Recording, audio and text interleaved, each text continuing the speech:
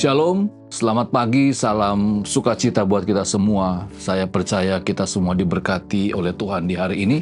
Namun sebelumnya mari kita merenungkan firman Tuhan agar kehidupan kita sungguh-sungguh diberikan kekuatan sehingga apapun yang kita hadapi di hari ini kita terus dimampukan karena kita selalu diingatkan oleh kebenaran firman Tuhan. Kisah yang menarik dari 1 Raja-Raja pasal yang ke-17 ayat 9 sampai ayat yang ke-13.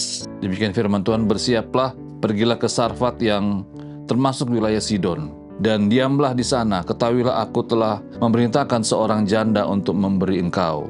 Sesudah itu ia bersiap lalu pergi ke Sarfat. Setelah ia sampai di pintu gerbang kota itu, tampaklah di sana seorang janda sedang mengumpulkan kayu api. Ia berseru kepada perempuan itu, katanya, "Cobalah ambil bagiku sedikit air dalam kendi supaya aku minum." Ketika perempuan itu pergi mengambilnya, ia berseru lagi, "Cobalah ambil juga bagiku sepotong roti." Perempuan itu menjawab, "Demi Tuhan Allahmu yang hidup, sesungguhnya tidak ada roti padaku sedikit pun, kecuali segenggam tepung dalam tempayan dan sedikit minyak dalam buli-buli. Dan sekarang aku sedang mengumpulkan 2-3 potong kayu api, kemudian aku mau pulang dan mengolahnya bagiku dan bagi anakku. Dan setelah kami memakannya, maka kami akan mati."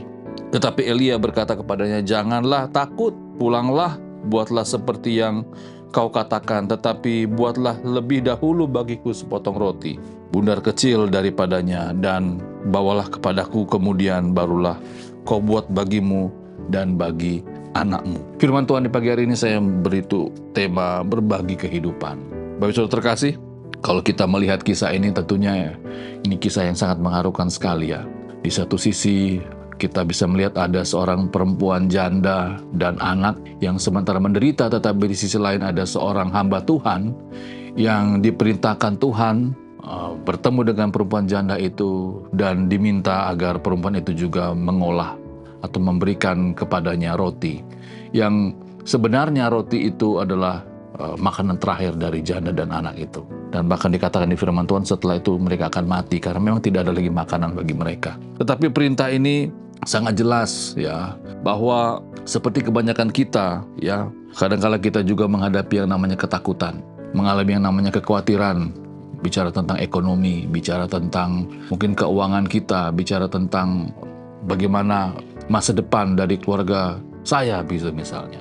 Tetapi kita bisa melihat bagaimana janda ini diberikan pengertian oleh Elia. Meskipun berat, tetapi karena ini adalah perintah dari Tuhan, ya perempuan ini mencoba mengikuti, mencoba untuk menuruti. Nah, tapi kita bisa melihat bagaimana setelah itu Tuhan memberkati dengan begitu rupa. Dari kisah ini kita kembali lagi diingatkan, ya marilah kita menyadari bahwa Tuhan itu adalah sumber dari segala berkat kita. Tuhan itu akan mencukupi seluruh kehidupan kita. Oleh sebab itu jangan kita takut kekurangan, jangan kita takut berbagi kepada sesama, jangan kita pernah ragu untuk menolong sesama kita manusia, meskipun kita menyadari bahwa apa yang kita miliki sekarang sangat terbatas sekali. Kiranya firman Tuhan di pagi hari ini kembali lagi mengingatkan kita bahwa bicara tentang berbagi, kita bukan saja berbagi tentang materi, tetapi kita dapat berbagi banyak hal. Tenaga kita, pemikiran kita, bahkan kita juga dapat berbagi senyuman kita kepada sesama kita. Dalam konteks kehidupan kita hari lepas hari, hari ini kita akan memulai hari yang baru, memulai hari yang dimana Tuhan akan memberkati kita. Oleh sebab itu, mari kita juga berbagi berkat bagi sesama kita. Bukan saja bicara tentang materi, dalam konteks cerita ini adalah roti, tetapi mari kita juga membagi kasih kita kepada sesama kita dan hal-hal yang lainnya yang tentunya dapat memberkati orang lain.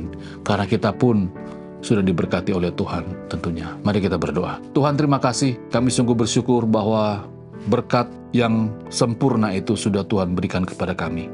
Kiranya firman Tuhan di pagi hari ini kembali lagi dapat terus mengingatkan kami dan terus memotivasi kami bagaimana kami harus hidup. Meskipun kami dalam keadaan terbatas, tetapi banyak hal yang dapat kami berikan kepada sesama kami. Terima kasih Bapa, ini doa kami. Dalam nama Tuhan Yesus kami sudah berdoa. Kiranya Tuhan memberkati apa yang kami kerjakan dan juga memberkati orang-orang yang kami kasihi. Amin.